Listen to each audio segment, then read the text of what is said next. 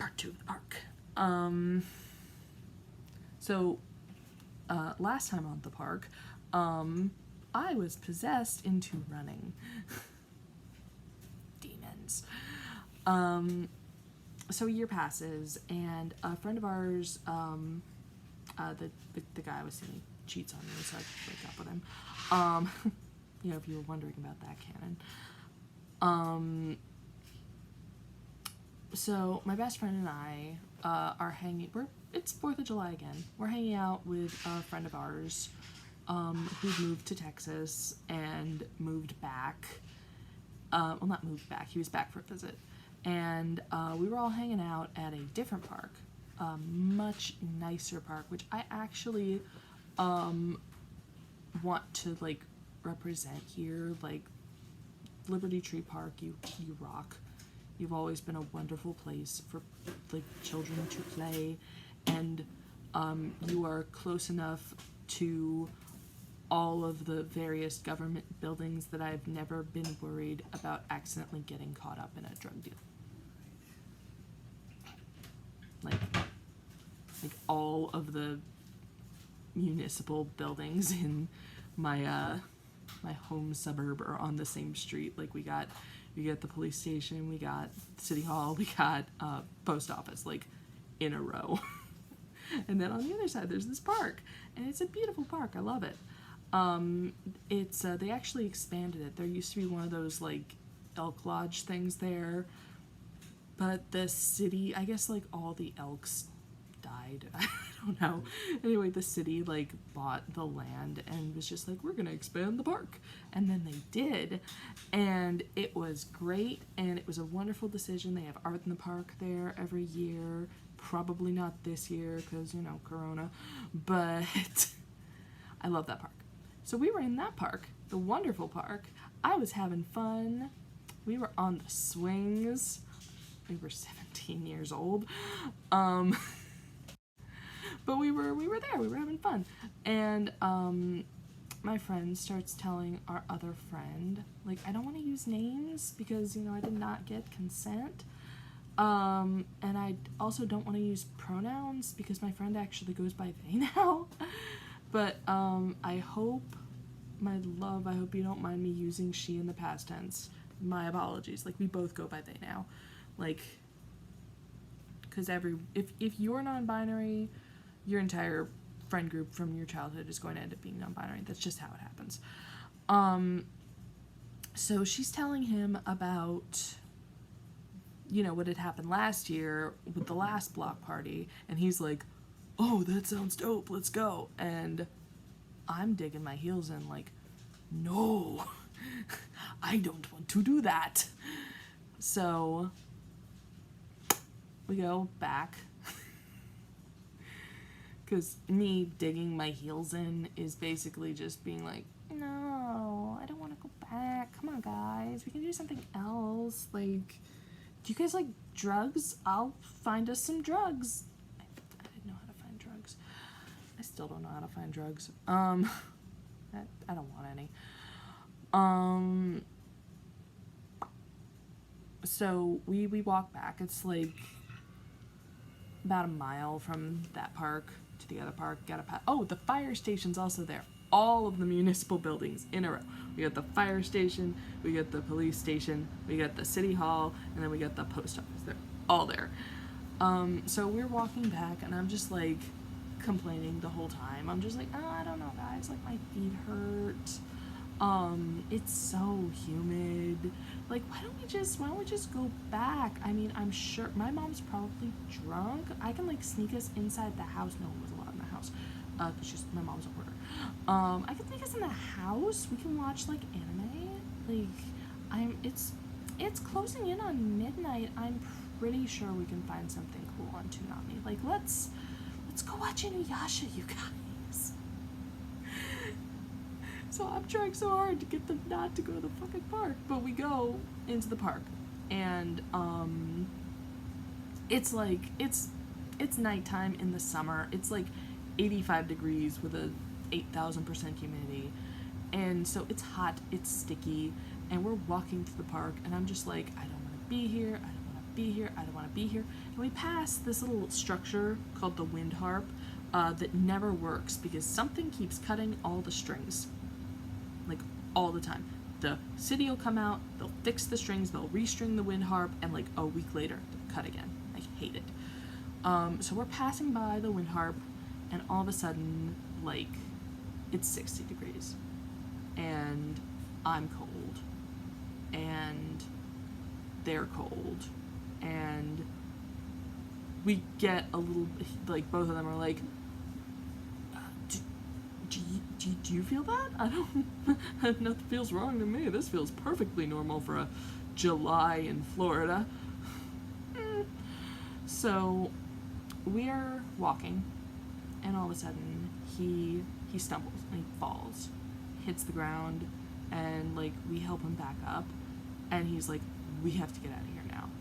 And we're like, fine by us. So we just book it out of the park. And across from the park there is a little historical museum, which is itself across from the library. So we sit down on the benches outside the historical museum, and our friend rolls up his pant leg, and on the back of his calf, like, I say rolls up his pant leg, his completely intact pant leg, and on the back of his calf are like 4 very distinct scratch marks. What the fuck? I hate it. I hate it. You hate it. We hate it. We hate to see it. But they were there, and apparently they healed by the time the next morning came around, because he was actually staying at my best friend's house, and they went back, and she didn't want to wake up her dad to get his Polaroid camera out, because this is back before cell phones had cameras in them. But cell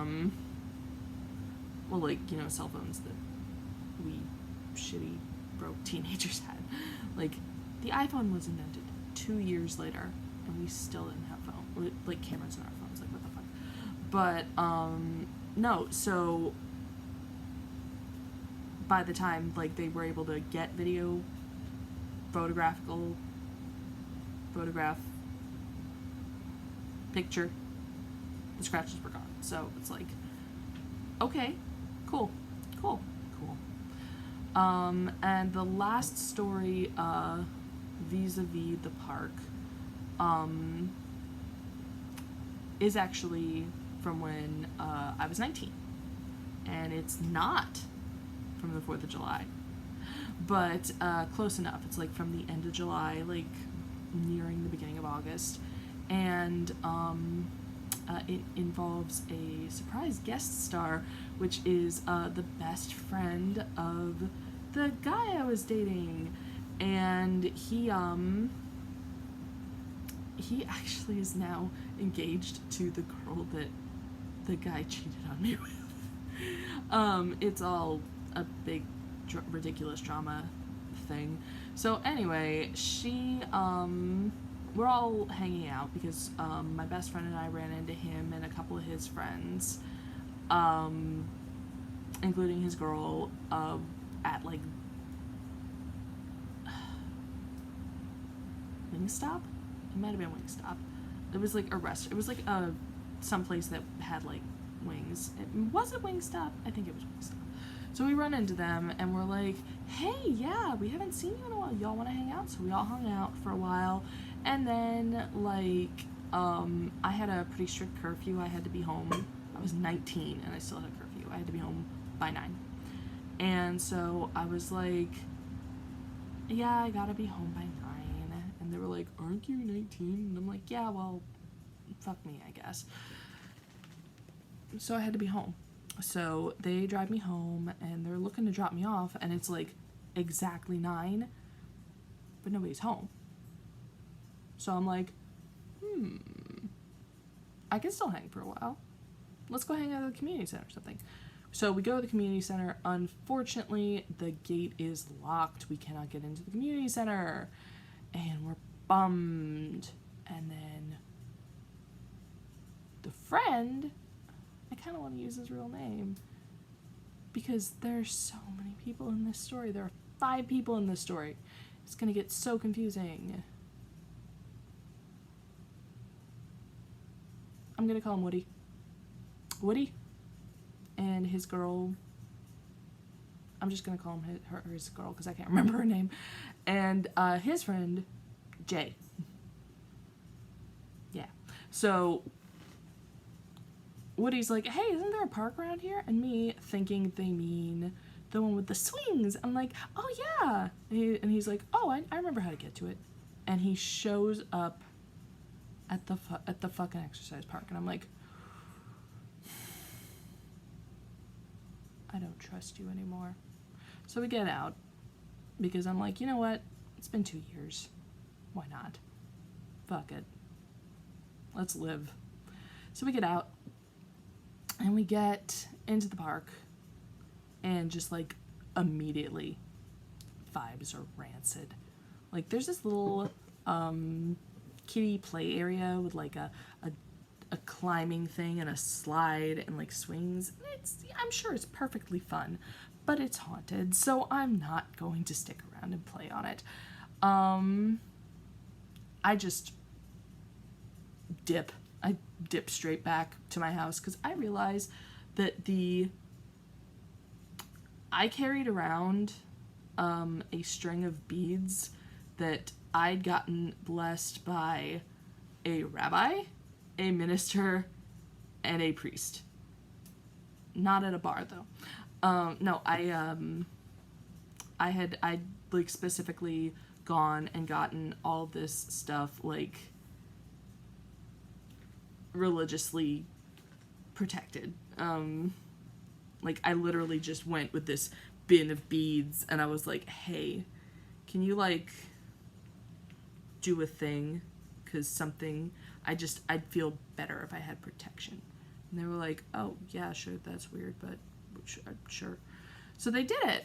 And I had left it home. This is the first time I'd left it home in like a year.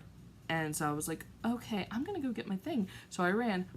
I actually ran. Like I ran and I was out of breath and I had to stop for a minute on the way back and just kind of lay on the sidewalk because I was so out of breath. And so by the time I get back, Jay is on the ground and he's like having a seizure.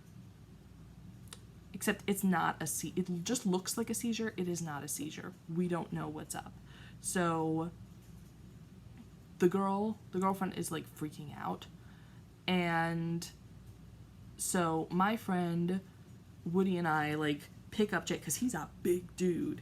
We pick him up and we like crab walk him out of the park and across the street to the historical museum. And like as soon as like we cross like out of the park, he just goes limp. And we put him on one of the benches at the historical museum and he's like, yo, what the fuck was that? And I was like, hey, you remember how I said we shouldn't go in?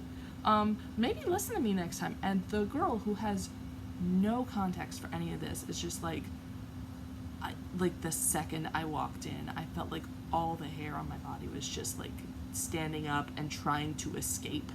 And I was like, oh, good, you understand. And since then, you will not catch me in the summer anywhere near that fucking park after dark. You won't. You won't. No, thank you. Every time I would ride my bike past it, my lights would turn off until I was past that park. And like I had to push them to turn them on. And they would turn off, and I'd get past the park, and they'd turn back on again by themselves. And it's like, okay, cool. I hate that park. Because I can't explain what's there. And I've, over the years, had a bunch of people tell me that this all sounds like bullshit. But at the same time, I have been telling this story the exact same way for almost half my life, and I have never once gone, like, off story. And brain broke. I can't remember lies. That's why I always tell the truth. And this is what happened.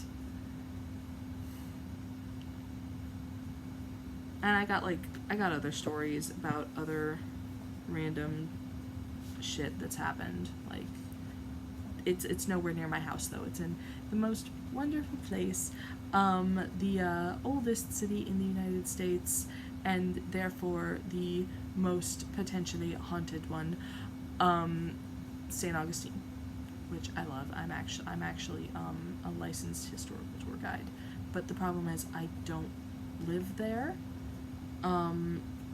which means I don't work up there.